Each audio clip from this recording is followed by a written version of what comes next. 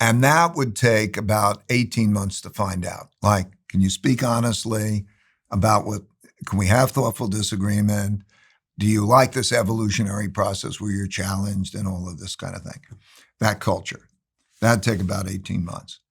And then roughly speaking, then learning about the people, their strengths and weaknesses would take 18 months to 2 years, maybe something along those lines.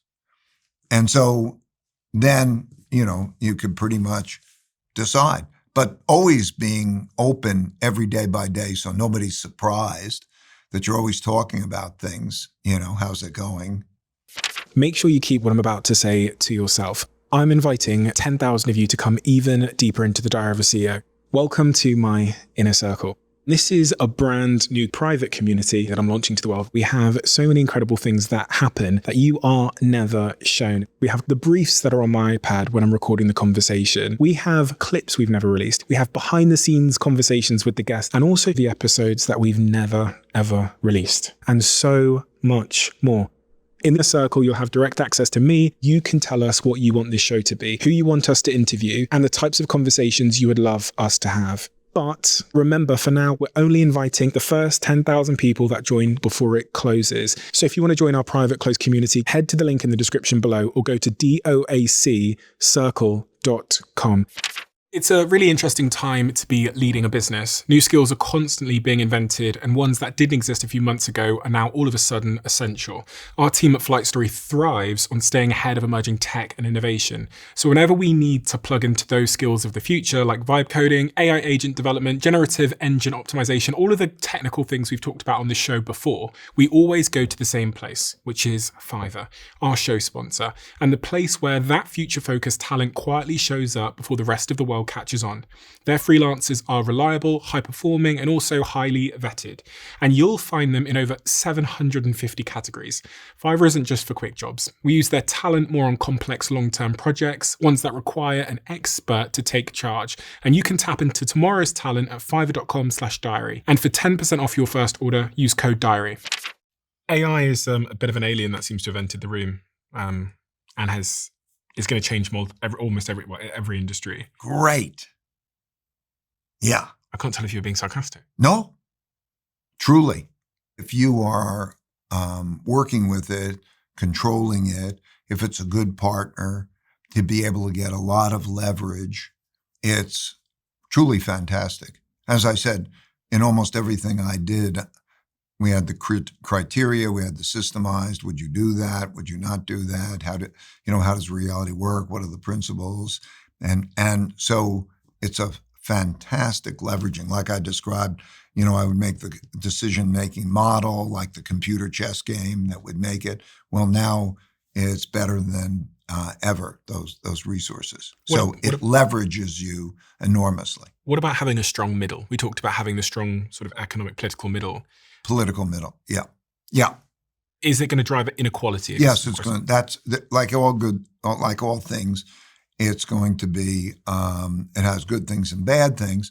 And we were talking, let's say, first about managing and doing that. I think in managing and knowing what people are like and how they're all, it's going to be very, very valuable. Mostly very valuable in terms of changing.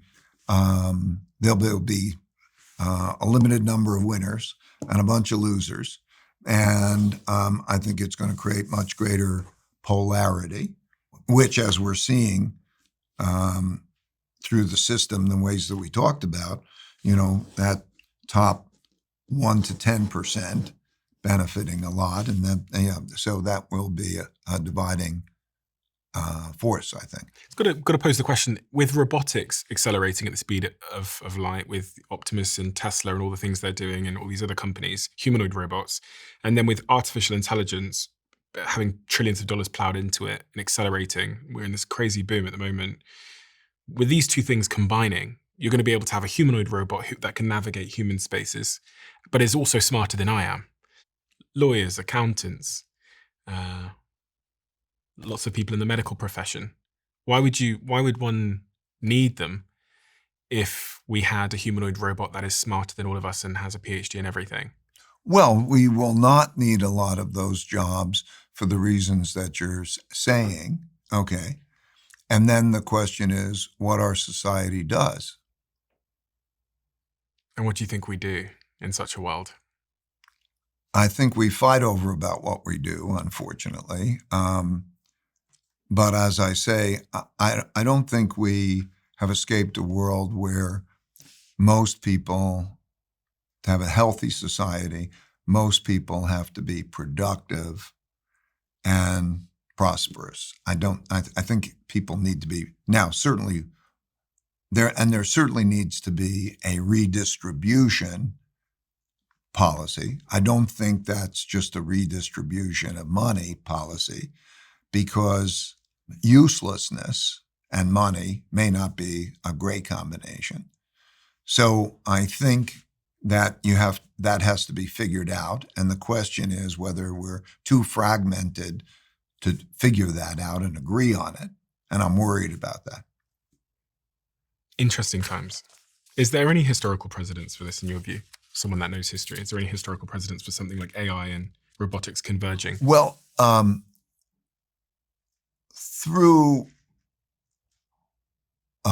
evolution, we have gone from a period of time, which was called the Dark Ages or the Agricultural Age, in which basically there was land, it's agricultural and so on, and people were treated, they were essentially like oxen, most people. And then there were the landowners who were the nobles, and then there were the royalty who were the families that control most things and so on. And then in history, with the invention of the printing press, there became more knowledge, more intelligence, and we see an evolution in which you start to see new ages emerge and thinking emerge and power change.